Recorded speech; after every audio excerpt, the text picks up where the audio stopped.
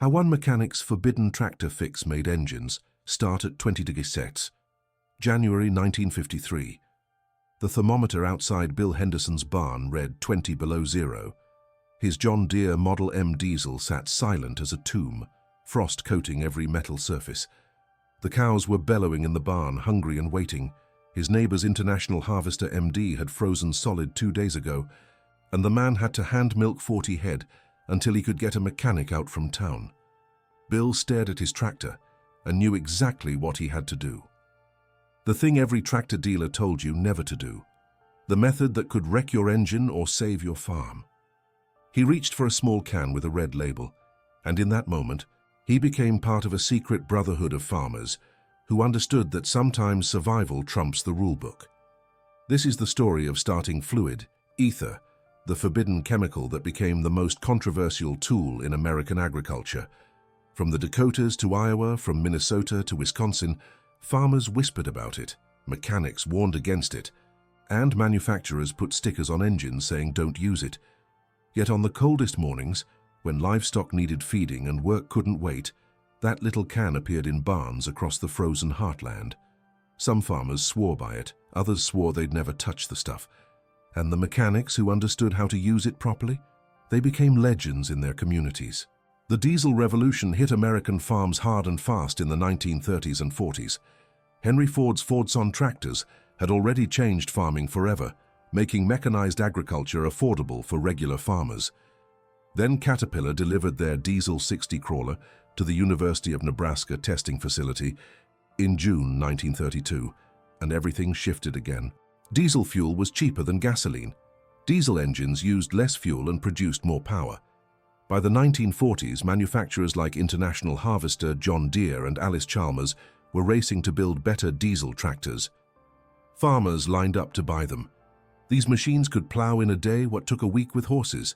They could run from sunrise to sunset on a single tank of fuel. They represented the future of agriculture. But diesel engines had one massive weakness. Cold weather turned them into expensive paperweights. Unlike gasoline engines that used spark plugs to ignite fuel, diesels relied purely on compression. The pistons squeezed air so tightly that the temperature skyrocketed. Hot enough to ignite diesel fuel sprayed into the cylinder. Beautiful engineering when the temperature was above freezing, a complete nightmare when winter hit the Great Plains. Multiple things went wrong simultaneously when the mercury dropped. First, diesel fuel itself would gel. The waxy paraffin in the fuel formed crystals below 32 degrees, and by 10 or 15 degrees, the fuel became so thick it couldn't flow through the lines. Farmers would find their fuel filters completely clogged with what looked like orange jelly. Second, engine oil turned into something resembling cold molasses. The starter motor had to work twice as hard just to turn the engine over. Third, batteries lost massive amounts of power in cold weather. A battery that could crank a tractor all day in July would barely turn it over once in January. And fourth, even if you got the engine spinning, the cold metal cylinders absorbed so much heat that compression alone couldn't raise the temperature high enough to ignite the diesel. The tractor would crank and crank and crank, never firing, just draining the battery until you heard that sickening click that meant you were done. Manufacturers knew they had a crisis. International Harvester came up with the wildest solution. Their tractors from the early 1940s through the late 50s had two complete fuel systems built into one engine. There was a gasoline carburetor, spark plugs, a complete ignition system, and a device that would close off part of the combustion chamber. You'd start the tractor on gasoline like a regular gas engine, let it warm up for several minutes, then flip a lever that switched everything over to diesel operation. The system worked, but it was complicated, expensive, and required carrying both gasoline and diesel fuel. Farmers had to learn a whole new starting ritual every morning. Other manufacturers used glow plugs, small heating elements installed in each cylinder that would heat the air before starting. You'd turn the key to the preheat position, wait while counting slowly to 20, then try starting. When glow plugs worked, they were great. When they burned out, which happened regularly, your tractor became impossible to start in cold weather. Some companies installed heating elements in the oil pan trying to keep the oil warm. Others built block heaters that warmed the engine coolant, but those required electrical outlets and hours of preheating time. For farmers whose tractors sat in distant fields or unheated barns without electricity, block heaters were useless. Farmers developed elaborate cold weather routines out of sheer desperation. They'd remove the battery every evening, carry it inside to keep it warm overnight, then haul it back out in the morning. They'd drain the radiator completely every time they shut down to prevent water from freezing and cracking the engine block. In the morning, they'd refill the radiator with warm water heated on the kitchen stove. Some farmers would place kerosene salamander heaters under tarps draped over their tractors, creating makeshift heated spaces. Others would park tractors next to livestock, using the animal's body heat to keep the engine a few degrees warmer. And then there were the dangerous methods nobody talked about publicly. Some farmers would light fires underneath their tractors, using corn cobs or wood to heat the oil pan from below. Agricultural publications ran warnings about this practice almost every winter, describing barns that had burned down when a spark hit spilled fuel or when flames got too close to fuel lines. Others used blowtorches, heating the intake manifold and carburetor until the metal was almost glowing. A 1917 article from Gas Engine Review described how one tractor company superintendent regularly heated the carburetor bowl with a blowtorch until gasoline vapor came from the vent, then started the engine. The magazine included a parenthetical warning about the danger of open flames near gasoline vapor, but noted that careful operators used this method successfully. Somewhere in the late 1930s and early 1940s, starting fluid began appearing in farm supply stores. Diethyl ether in a pressurized can. Ether had an ignition temperature far lower than gasoline or diesel.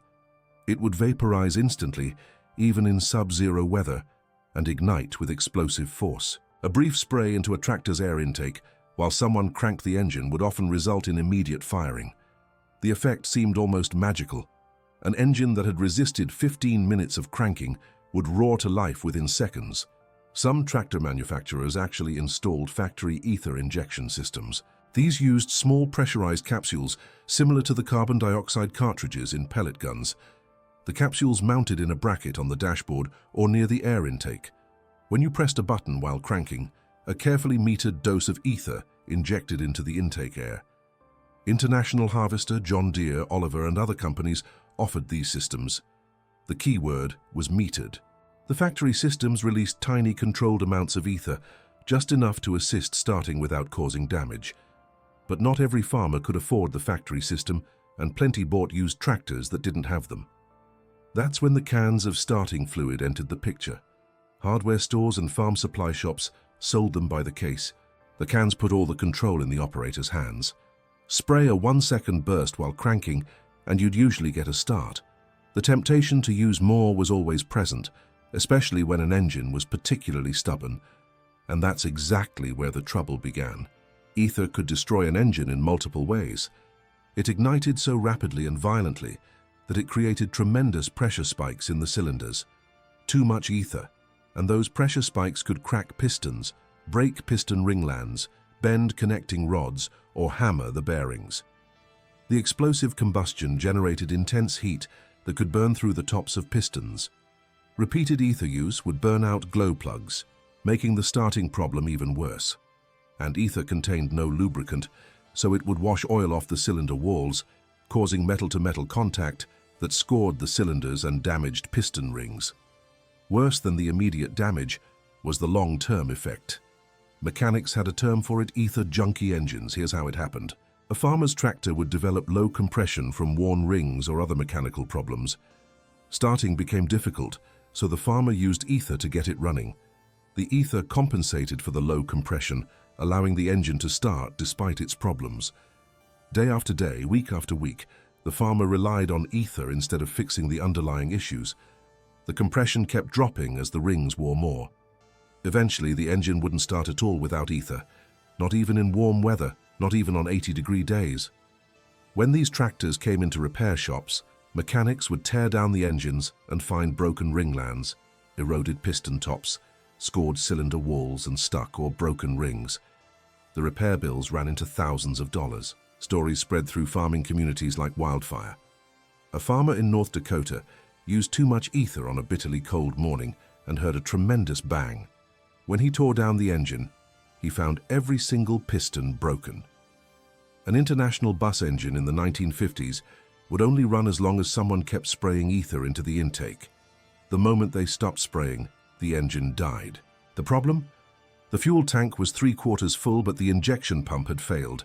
The ether masked the real issue. A John Deere crawler bought with a freshly rebuilt engine needed ether to start within 6 months because the owner used it constantly instead of maintaining proper glow plug function. Tractor dealers warned against ether. Manufacturer representatives gave speeches at farm bureaus, explaining proper cold weather starting procedures and always ending with cautions about starting fluid. Agricultural extension agents published bulletins listing every starting method except ether. The message from official sources was crystal clear. If you're using starting fluid, something's wrong with either your maintenance or your equipment. A properly maintained tractor shouldn't need chemical assistance. But official recommendations didn't account for real-world farming. You can maintain your equipment perfectly. You can have fresh batteries, proper winter diesel fuel with anti-gel additives, functioning glow plugs, and a block heater plugged in for hours. Sometimes, on the absolute coldest mornings, when multiple factors align just wrong, the engine still won't start. And you've got 40 head of cattle bellowing to be fed, a blizzard coming in this afternoon, and roads that need plowing before the school bus runs. That's when experienced mechanics became invaluable. Men who understood the difference between careful use and abuse. They knew that the amount mattered more than anything else. Amateur operators would spray starting fluid continuously while cranking, flooding the cylinders with ether and causing exactly the damage everyone warned about. Skilled mechanics used the briefest possible burst, maybe half a second, while the engine was already cranking at good speed. If the engine showed signs of trying to fire but didn't catch, they'd wait 30 seconds before trying again, giving the cylinders time to clear. They never used ether on engines that were already running rough or showing mechanical problems. They kept mental notes about which tractors needed frequent ether use, knowing those machines required proper mechanical attention before the problems got worse. These mechanics understood another critical detail. Ether and glow plugs don't mix. If glow plugs were active, they could ignite ether in the intake manifold rather than in the cylinder, causing an explosion that could blow the intake apart or damage the glow plugs themselves. Smart mechanics would either disable glow plugs temporarily or wait until they'd cooled before using any starting fluid. This knowledge separated professionals from amateurs. Farmers and mechanics also discovered alternatives that worked without ether's violence. WD-40 became popular because it contained volatile compounds that aided starting, but with less explosive force than pure ether. Some farmers kept gasoline-soaked rags handy, holding them near the air intake while cranking. The gasoline vapor helped ignition without the extreme pressure spikes. One resourceful mechanic discovered brake cleaner worked well as a starting aid, chemically similar to ether but less concentrated. Propane torches held near the air intake provided combustible vapor without solid or liquid fuel. These methods spread through informal networks, passed from farmer to farmer at equipment auctions, and shared over coffee at local diners. The engineering side gradually caught up. By the 1960s, 12-volt electrical systems replaced 6-volt systems on most tractors, providing significantly more cranking power and better glow plug performance. The Rusa Master Fuel Injection System, introduced in 1963, revolutionized diesel, starting by providing 100% fuel output during the initial cranking, giving cylinders a big shot of fuel exactly when needed. Battery technology improved, with higher cold cranking amp ratings. Synthetic oils that remained fluid at much lower temperatures became available. Diesel fuel quality improved with better cold weather properties and less tendency to gel. More farmers could afford heated machine sheds where tractors could spend winter nights in relative comfort. But even with these improvements, starting fluid never completely disappeared from farms. Walk into any agricultural supply store today and you'll still find it on the shelves. Modern cans often include upper cylinder lubricants to reduce potential damage, and they carry detailed warnings about proper use. The debate continues. Some farmers claim they've used it for 50 years without problems. Others tell horror stories of ruined engines and expensive rebuilds. Both groups tell the truth, based on their experiences. Because starting fluid's effects depend entirely on the skill of the person using it. The controversy around ether revealed something deeper about mid-20th century American agriculture. The tractor revolution didn't happen smoothly. It happened through countless small victories won by practical people solving practical problems. Brilliant engineers designed better tractors in corporate laboratories. Agricultural scientists developed improved techniques at universities. But there were also mechanics working in freezing shops on January mornings, finding ways to make imperfect machines work in brutal conditions. There were farmers who couldn't afford the latest starting systems, making do with what they had and learning through experience. The forbidden nature of starting fluid wasn't about legality. It was about respectability. Using ether marked you as someone whose equipment wasn't properly maintained or whose planning had failed. But when the temperature hit 20 below and work had to be done, respectability became secondary to results. Experienced mechanics developed the judgment to know when chemical assistance was justified and when it was a crutch hiding deeper problems. That judgment, that practical wisdom developed through years of cold mornings and stubborn engines, became as valuable as any engineering degree. Bill Henderson, the farmer we met at the beginning, used his can of starting fluid that morning in 1953. He gave his John Deere one brief spray while the starter cranked. The engine caught immediately, running rough for about 15 seconds before smoothing out as the cylinders warmed. He fed his cattle on time, cleared his driveway before the mailman arrived, and the tractor started fine the rest of that winter without needing ether again. He'd used it properly, understood the risks, and knew it was a tool for emergencies rather than daily use. That knowledge, multiplied across thousands of farms, kept American agriculture running through winters that might otherwise have brought operations to a halt. The legacy of those cold weather battles lives in modern farming. Today's tractors have computer-controlled starting systems that automatically manage glow plug timing, fuel injection, and even supplemental heating. Most modern farmers never need chemical starting aids. But in shop toolboxes across the northern states, you'll still find a can tucked in back, just in case. Because farmers learned generations ago that even the best equipment can fail. Even the most careful planning can be undone by extreme weather, and when that happens, you need every tool available. The can represents more than just a starting aid. It represents the practical intelligence that has always characterized American agriculture, the ability to solve immediate problems with available tools while working toward better long-term solutions. Starting fluid was never about taking shortcuts or avoiding proper maintenance. It was about the gap between how things are supposed to work and how they actually work when a North Dakota winter hits 20 below, when your glow plugs are functioning, but not quite enough. When your battery is fresh, but the oil is just too thick. When you've done everything right and the engine still won't fire. In those moments, that forbidden fix made the difference between a working farm and desperate situations. The mechanics who understood how to use it properly, who knew the exact amount needed and when it was justified, they kept the tractors running. They kept the livestock fed. They kept American farms productive through conditions that would have defeated farmers relying solely on approved methods. That's the real story behind the mechanics' forbidden fix that made engines start at 20 below zero. Not a tale of rule-breaking for its own sake, but a story about practical wisdom, careful judgment, and the determination to get essential work done regardless of obstacles. It's about knowing the rules well enough to understand when breaking them serves a greater purpose.